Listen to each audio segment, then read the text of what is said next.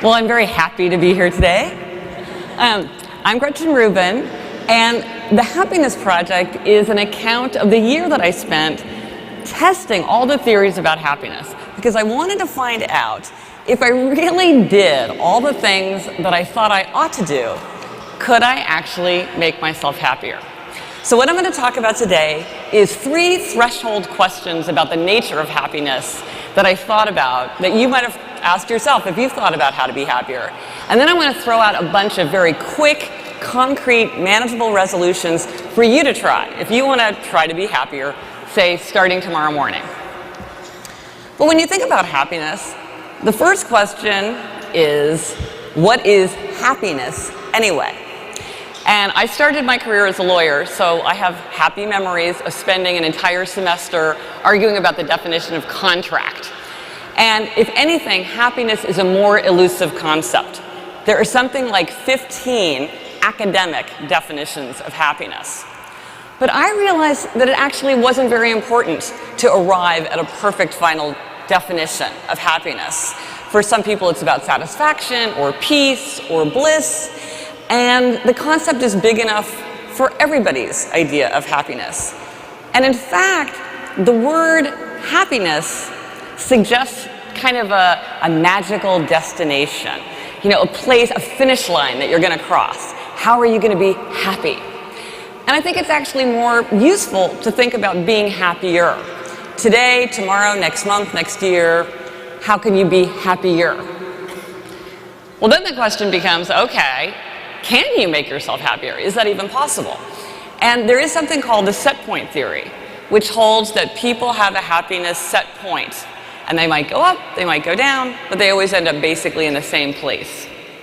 In fact, research right now suggests that about 30 to 50% of happiness is genetically determined. Some people are born Tiggers, and some people are born Eeyores, and that is pretty much hardwired. Then about 10 to 20% is life circumstances, which is things like age, occupation, income, marital status. But then all the rest is very much influenced by the way that we think and the way that we act. And that's really where a happiness project can come into play. And then the third threshold question about happiness is a much more profound question. That's the question of whether it's selfish to want to be happier. And this question comes in 2 forms. And the first is to say, I have all the elements of a happy life. If I'm not happy, or if I want to be happier, I must be a spoiled brat. And the other concern is to think, in a world so full of suffering, it's not morally appropriate to seek to be happier. But in fact, research suggests, and I think common experience confirms, that happy people make people happy. Happy people are more altruistic. They give away more money. They volunteer their time more. They're more likely to help out, say at work, if a colleague is overwhelmed. They have stronger relationships with their friends, their families, their colleagues. They're more creative, they're more resilient. They make better team members and better leaders. When we're happy, we have the emotional wherewithal to turn outward and to think about other people and the problems of the world. And when we're less happy, we tend to become defensive, isolated, and preoccupied with our own problems. So, if it is selfish to want to be happier, we should be selfish, if only for selfless reasons. So, having passed the 3 threshold questions of happiness and thinking, okay, I really want to take some steps to try to be happier. Then you think, okay, well, what am I going to do? What am I going to do tomorrow morning that's manageable, that's realistic? And almost all the resolutions that I think about are ones that don't take any extra time, any extra money, or any extra energy. Because these are things people, they feel like they're barely hanging on by their fingertips. They don't have a lot of extra time, energy, or money. So what can you do? And happiness can seem very complex and transcendent and complicated, but a great place to start is with your own body. because your physical experience is always going to influence your emotional experience. And the first thing I'm going to say, and you're going to laugh because it sounds so basic that it hardly seems worth mentioning, but I bet almost everybody here is going to nod in agreement when I say, if you want to feel happier, you have to get enough sleep. You have to get enough sleep. So many people feel overwhelmed or listless or paralyzed or dejected because they're just chronically underslept. Many, many people in the United States just do not get enough sleep. And people kid themselves. They say, oh, I've trained myself. I only need 6 hours of sleep. But when they study these people and measure their performance, it's very clear they are way off their game in terms of their mood, their focus, their alertness, their ability to remember. Not getting enough sleep it depresses your immune function, it drags down your mood. They even think it contributes to weight gain. It's very important to get enough sleep. Now, the problem is that for many of us, certainly for me, the end of the day is the fun time. That's what we're doing, what we feel like. And it's very hard to have the discipline to turn off the light when you're in the middle of a chapter or polishing off some emails or watching something that you've recorded that you've wanted to watch, or in my case, talking to my sister in California because of the time change. But it's really important to turn off the light. And in the same vein, it's very important to get some exercise. You do not need to train for the marathon. You do not need to take an hour spin class. This is like a 10 to 20 minute walk. And if it's outside, then you get an added boost from the sunlight. But getting that little bit of exercise, it raises your mood for a very long time. It gives you energy. Exercise is actually kind of magical because it works in both directions. It both calms you down and energizes you.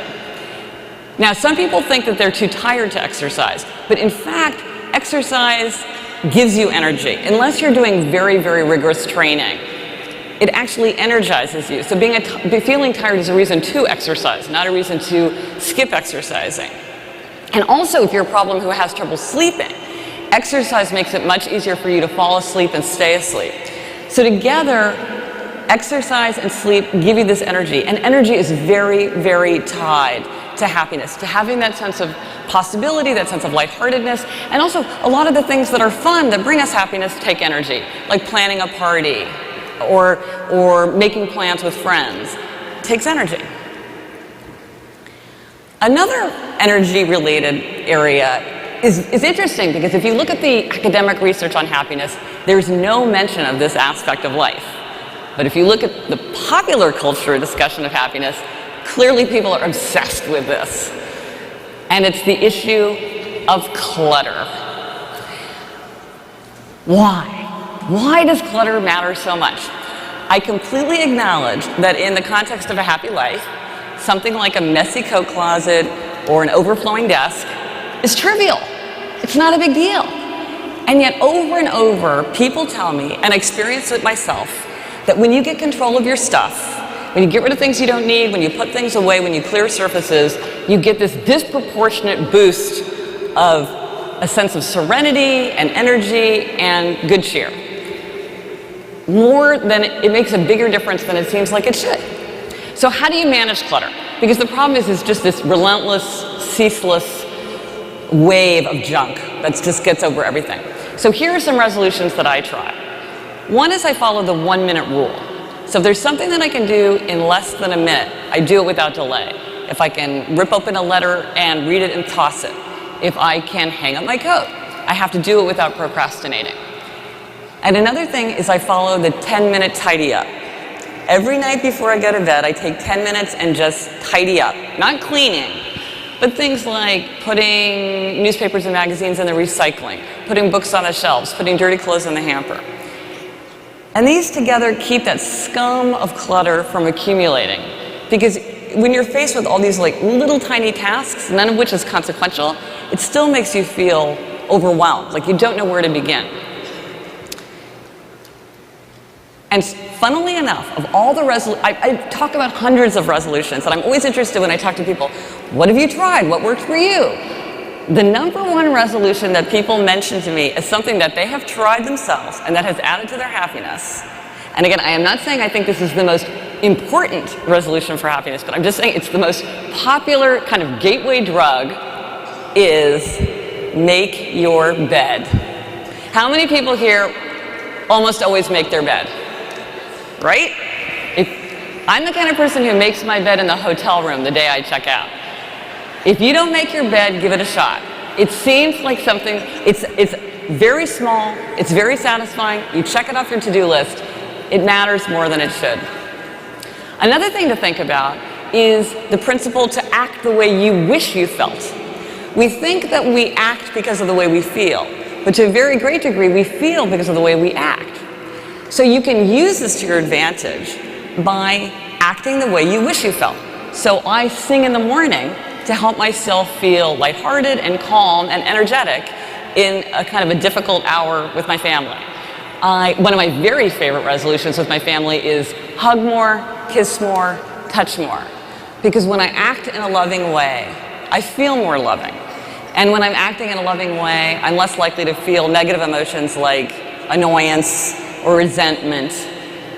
It crowds out those negative feelings and replaces them with loving feelings.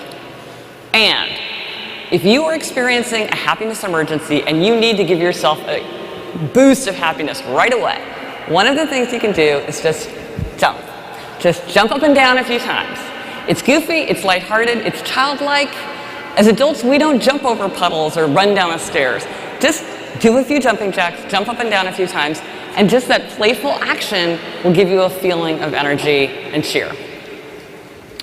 And then the last resolution I want to mention to you and suggest that you consider is a more transcendent resolution. The other ones, we're talking fast, so those are very concrete, easy to describe.